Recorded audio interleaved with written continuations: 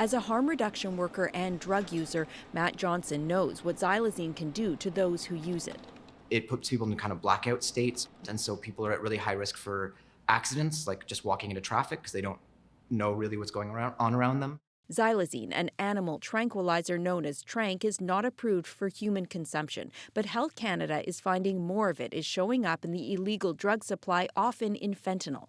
In 2019, xylazine was detected in about 200 drug samples submitted by law enforcement agencies. In 2022, that number jumped to more than 1,300.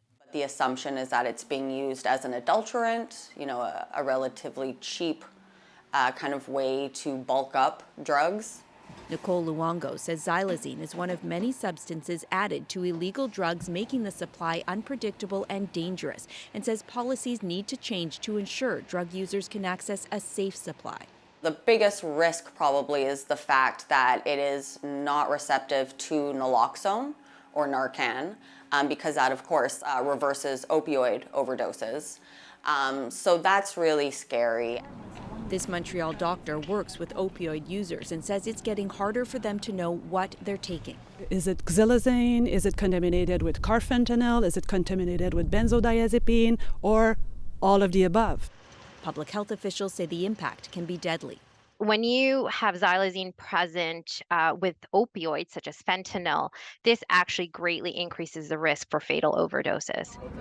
The U.S. Drug Enforcement Agency says xylazine can cause wounds so severe skin can rot and it can lead to amputation. Longer term, people get these really serious infected wounds that can go necrotic. Johnson says drug users should get their drugs tested and never use alone. They want governments to decriminalize drugs. Stop tiptoeing around this and just make some really bold moves. So, Allison, I think we all know that the overdose crisis in Canada continues. What's the status of it now?